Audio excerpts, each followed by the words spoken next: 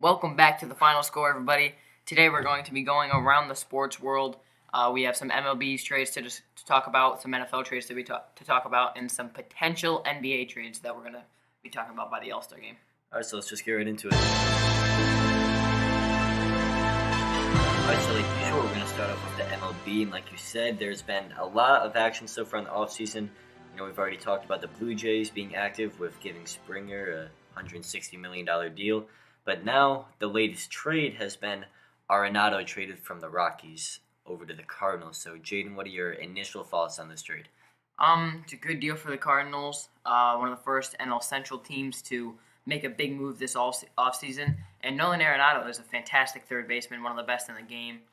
And they need some offense, so that was a very smart play. I mean, they did send over a lot of money, right around $50 million. So they definitely paid for Arenado, but I think it was worth it. So when you look at some of the moves that have been made so far, obviously Arenado and Springer have been the biggest. Do you look at either of these having a huge impact on their team? Like, obviously, they're great players, but it's so hard to make an impact on baseball. How much do you actually see them affecting it? When you have a player like Jayden Arenado, it's gonna definitely help the team. He's one of the best third basemen to ever play the game. You're gonna see a much smaller gap in their offense, and he's a great third baseman. So I think it's gonna help them quite a bit. I guess also what I was asking is, what move do you like better for either club? I think it works out for both because I don't think the Rockies are gonna do anything. I mean, they got $50 million, and we'll see what else they get as well. I'm saying, though, do you think the Springer deal was better for the Blue Jays or the Cardinals? Which deal do you like better there? Oh, I think probably... Because I personally kind of like the Cardinals just because I think the Blue Jays handed an absurd amount of money to Springer. I agree, yeah. I think that Springer's a great player, but I'm not taking anything away from them, but they were cheating on the Astros, so... Yeah. You're giving a lot of money to someone who hasn't played real baseball in a little bit of time.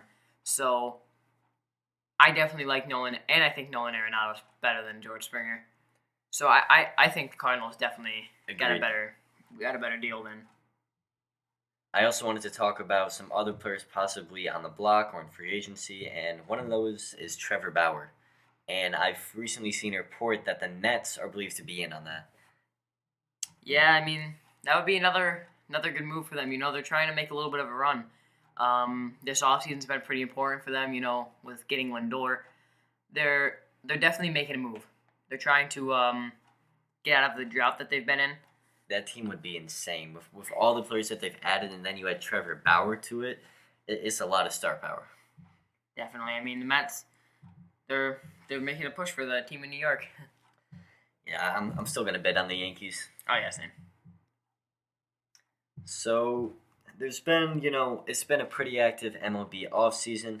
Has there been other moves or any other rumored moves that have caught your eye? Not a ton. I know Adam Frazier on the Pirates, they've been pretty active in selling. He's being rumored to be in the trade market. Some teams could be looking at him.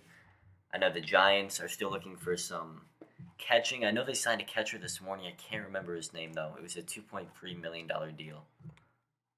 Yeah, now that this isn't talking about rumors, but the MLB is looking at an 154-game season this year. Just thought I'd just bring that up because last year was a shortened season.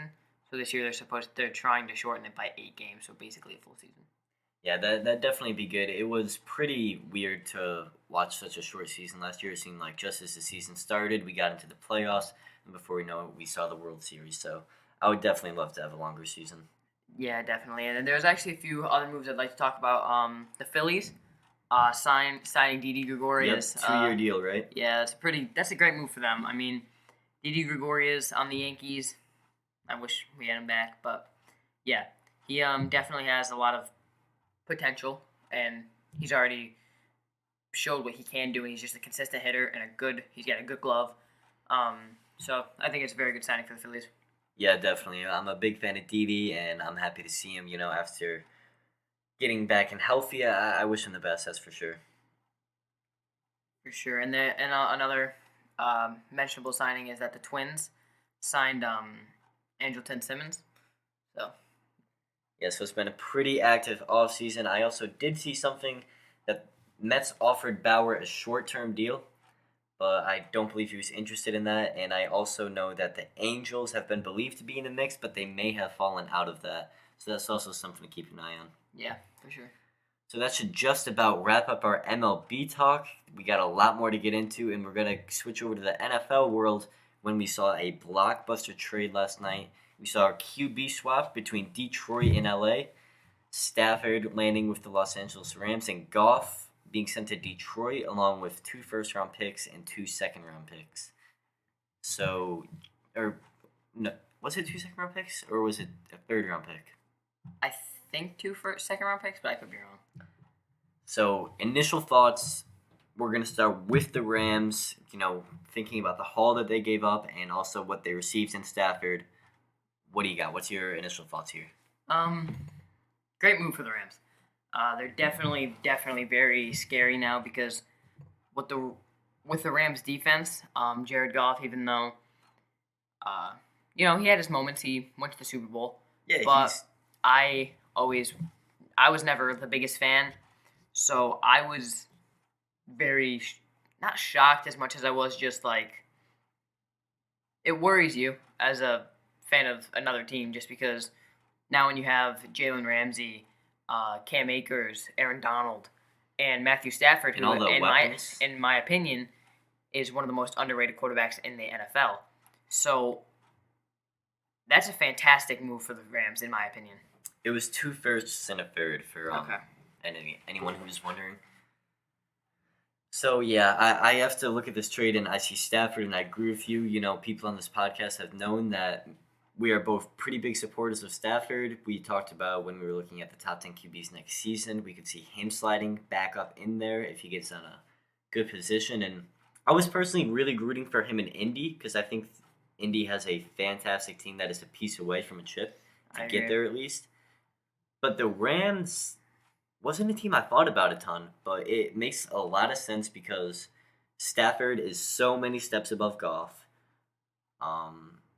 I just am a huge fan of this trade for the Rams. Even though they gave up a lot, I really think Stafford has a legitimate opportunity to go to the Super Bowl. And I think with Robert Woods, Cooper Kupp, Tyler Higbee, Akers, and that defense, they got a team to win. I mean, they got a chance to win. For sure, I agree. And no hesitation for the Rams, right? They lose to the Packers, and then instantly they make their move to be back there next year and hopefully win that game. So I mean, that's a really good move for them. I think Jared Goff. How do you think he'll do? I agree with you. I've never been a huge fan of Jared Goff. He has shown obvious signs because he's made it to the Super Bowl. He's been in the playoffs on a couple occasions. But he was also put in a pretty great system with Sean McVay in that offense. He was given some great wide receivers, and I think he should have done better than he did. However, the Lions couldn't really have gotten a better haul.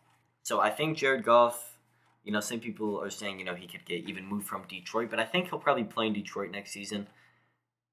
And I think he'll do not great because we'll be talking about some other implications after we look at the other side of the trade for the Lions. So I don't think he's going to do great because I think he's going to lose some weapons. And yeah, I agree. Look what he did with the weapons he had. They won a playoff game, but that was mainly defense. So for the winners and losers, I'd say the biggest losers would be Jared Goff. Yeah. And even though they weren't involved in the deal, I think one of the bigger losers was the Niners.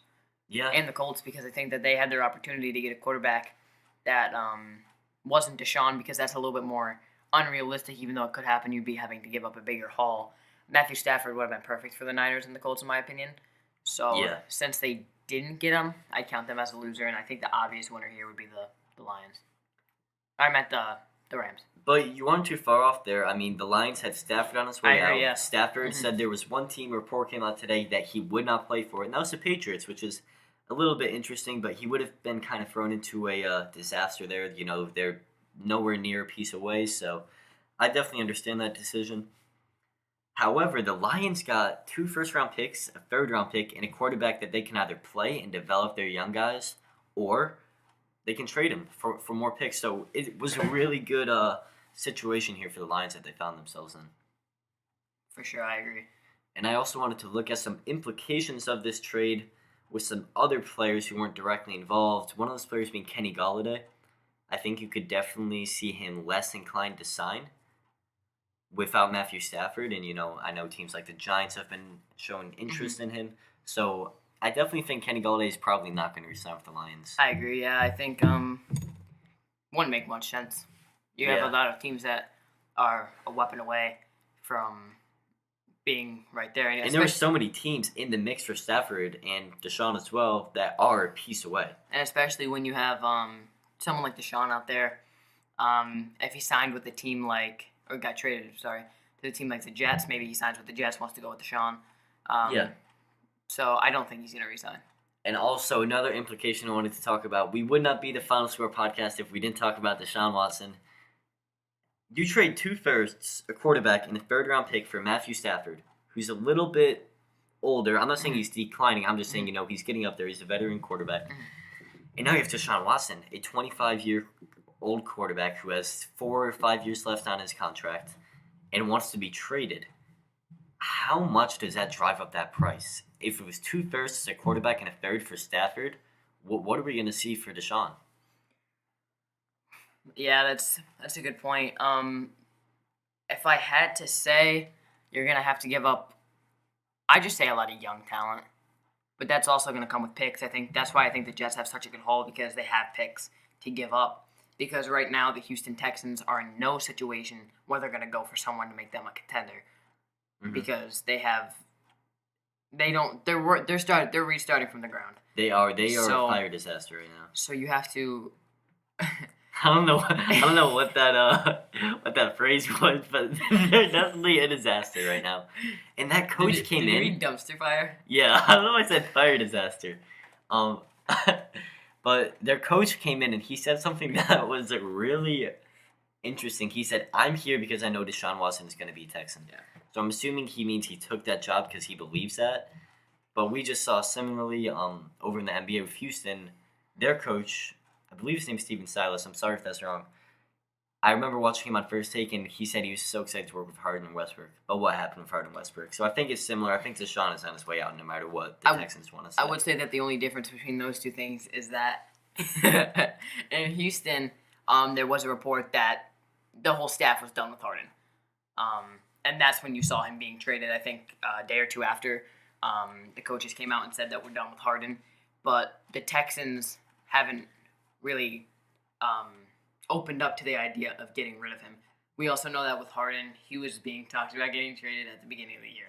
So I think Harden was on his way out before. I still think that Deshaun is on his way out, but I don't think that the coaching staff has opened up to the idea quite yet.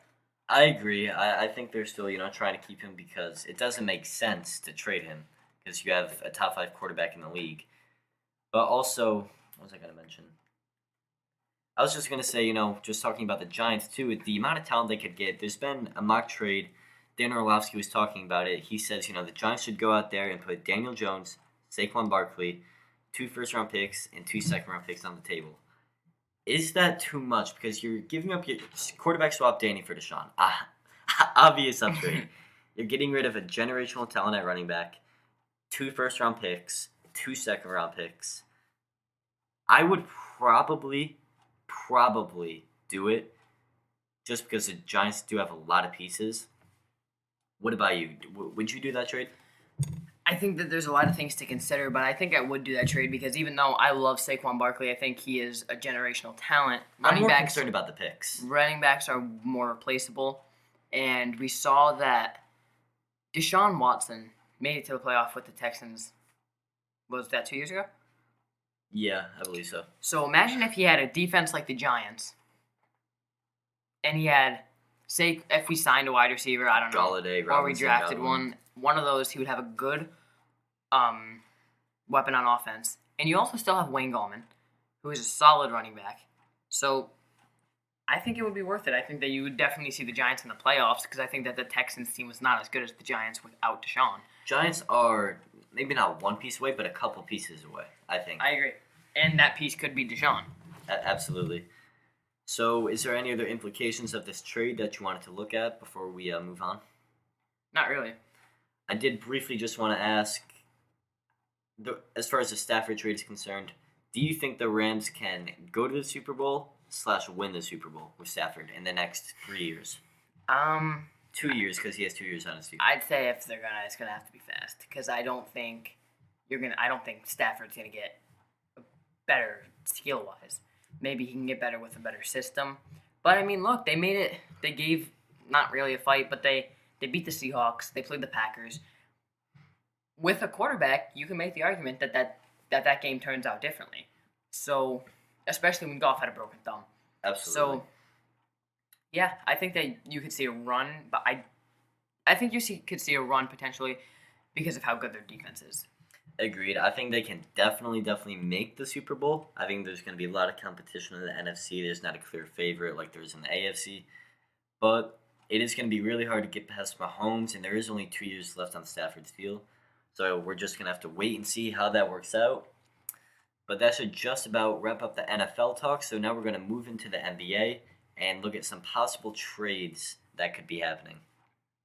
Mainly starting with the biggest name out there who's been on the block for, I feel like it's been 2 years people have talked about this guy getting traded, is Bradley Beal. It's time.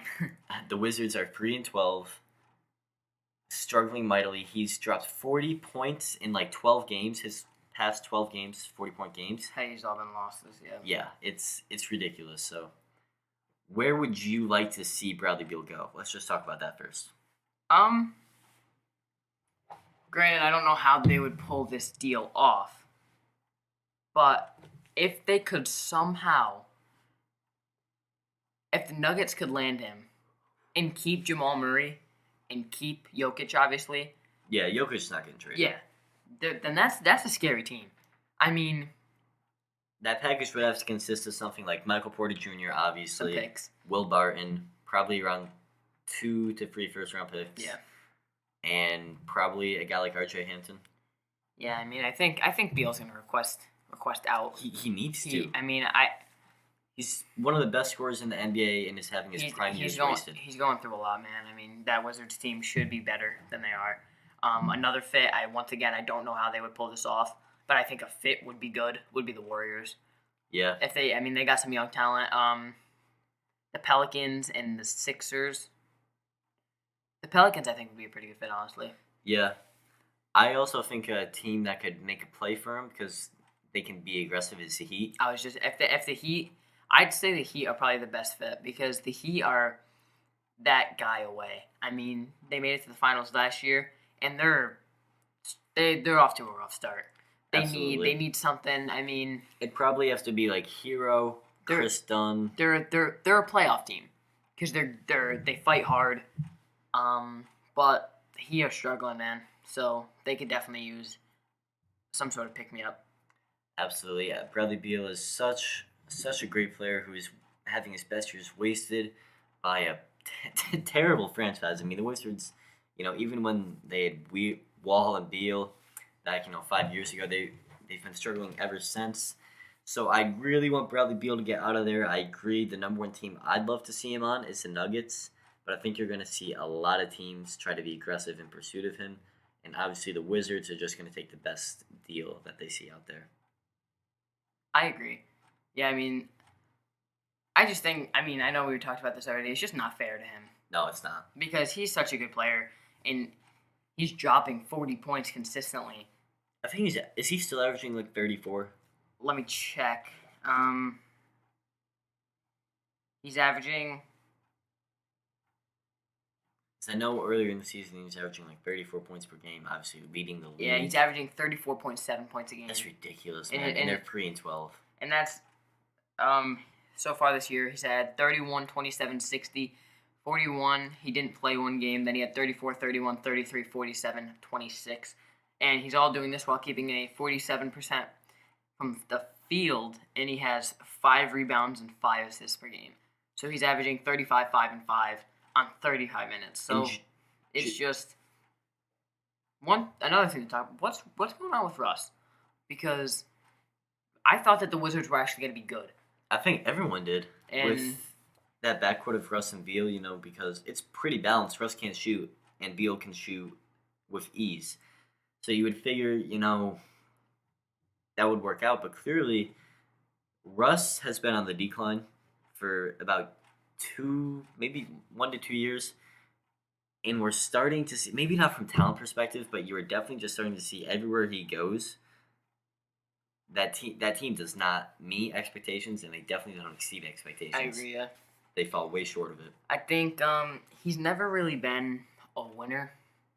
Agreed. And now he's always been a regular season winner, but he couldn't close it in the playoffs. But now it's sort of seeing like he's starting to lose his fire, and he's just not what he was on the Thunder.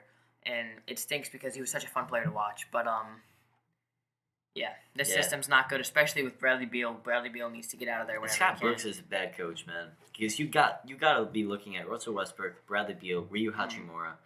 You can just say, oh, those are just names, but those are pretty big names, especially obviously Beal and Westbrook. So, you would have hoped that they could have worked something out.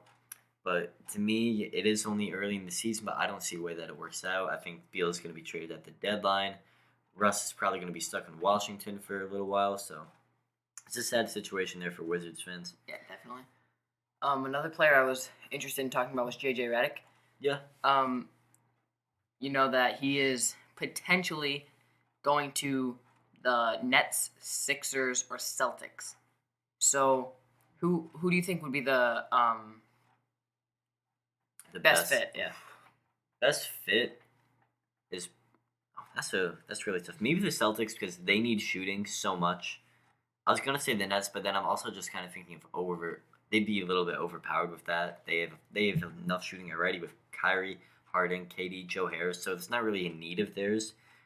He was on the Sixers previously. They've got some good shooters. I think Celtics really need help, so I'd say Celtics. I 100% agree. Something's definitely a little off with the Celtics. And speaking of Kemba Walker, I'm really disappointed. I know he's only played like 5 or 6 games this season, but I'm a big fan of Kemba. I wanted him to go to New York before he signed to Boston, and it just really sucks to see him out there playing bad. He went 1 for 11 last night versus the Lakers or 1 for whatever. 12 and missed the game-winning shot. And that was a pretty makeable shot, especially for a player of his caliber. That's one of his go-to moves, is that nice little mid-range step back. So I really am frustrated to see him going through this, and I do think Boston needs another piece. And to get that other piece, I think they need to trade Kemba, because Jaylen and Tatum are such a great duo, and Kemba just doesn't fit the trio right now. Yeah, Kemba, I was actually pretty excited. I thought it was going to work out a little bit better than it has been so far. Last season, it looked like it worked out great. Yeah. So what do you think that they should be looking for in that trade back? I know, with Dylan being a Celtics fan, he always talked about a big man, but then they signed Tristan Thompson. But that's like, okay, you got Tristan Thompson. That's a nice addition for your bench. So who do you but, no disrespect to Tristan. But I don't know, because you do see guys like Drummond who could potentially be on the move. Yeah, that would be buyout. That would be the best option in my opinion for the Celtics, because if you could somehow get Drummond and receive Kemba, because it's looking like they might just do a buyout. So, and they really don't have any need for him, unless you wanted to go the other way and wanted to trade Jared Allen and someone else. Jared Allen, he's not going to get traded, but we're just looking at different trades that potentially could happen or stuff like that. That would be great for the Celtics. Yeah. A couple other players that I did want to talk about. A big one, probably second biggest name out there right now, is Zach LaVine. Yeah. I am curious about if he's just getting stats because he's the only guy. There is some pretty good scores there. I don't know how Kobe White has been doing this season. I haven't really kept up with him. I know they have Laurie. We're losing him, man. They have Laurie Marketing in there, Kobe White, obviously. They've got some other scores there. But LaVine is playing at a pretty high level, and I would honestly, though, make the argument he's not a player who can play great and translate to winning. I think there's a lot of players who can do that and translate to winning. And to me, he's not one of them. Yeah, I agree. I think he has he's hit some clutch shots though. But yeah, he's also in a bad situation, so it's kind of hard to tell if he's a winner or not I because know he's with on the Bulls. Chicago, they have Billy Donovan as their coach, right? They've got some good players on that team. I think they should be better than they are. And I just look at a lot of other players who can have a great game and carry their team to a win. And Levine has done that in the past. But I just don't know how I see Levine fitting as the third best player on the team, the second best player on the team. I think to have this level of production, he needs to be the best. And I don't know. If I'm like the Celtics, if I'm the Lakers, Clippers, everyone looking to make that extra push. Now, if the Lakers got him, that'd be kind of crazy. Yeah. I just don't think Levine is the number one option you should be looking at. I think there's better options out there. Yeah, I agree. What about some other big names? Is there any other big names out there that could potentially be traded? Julius Randle. Yeah, I knew you were about to say that. Oh. As Knicks fans, I do not want him gone. 22, 11, and 6 this man is averaging, and Knicks, And he with just the dropped loss 28 today, tonight. are 9 and 12. Just 27. they're in the top 10 in the East, I know. So I personally do not want to see Randall go because here's my logic. If Randall gets traded, the Knicks are finally starting to win. So are you going to trade the player who's helped you win for future picks? Because they always say develop young talent, develop young talent. Randall is developed talent. He's 26, 27, no, he's 26 years old, I believe. And he's having the best year of his career so far. He's going to be an all-star, it appears. So I don't understand the logic of trading your best player when he's playing great. He's finally developed into what we all hoped he could be. It doesn't make sense to me. Because then you're just always playing for the future. They finally have a situation with Quickly, RJ, Randall, Mitch. They finally have a situation to play for now. So I say you take advantage of that. Yeah, I agree. I think that we wouldn't get what we need for Randall because I think if we do trade Randall, it'll be to either a really bad team or a solid team. So either way, I think that they're not going to give up a ton for him. So maybe. I really hope we just hold on to him. I agree. Other than that, though, I know there's a couple of minor players who could be on the move just to fit in as role players on teams looking to make that extra push. But I don't believe there's any other big names out there. I think we pretty much covered them all. I agree. So that should just about wrap up this podcast. I know we're going to be having in the future, this upcoming week, we're going to be talking about the Super Bowl, obviously. We are still going to be getting TJ Rivera on. That's going to be coming up in the next week or so. So we're definitely looking forward to that. Now, this is Ben. Final support.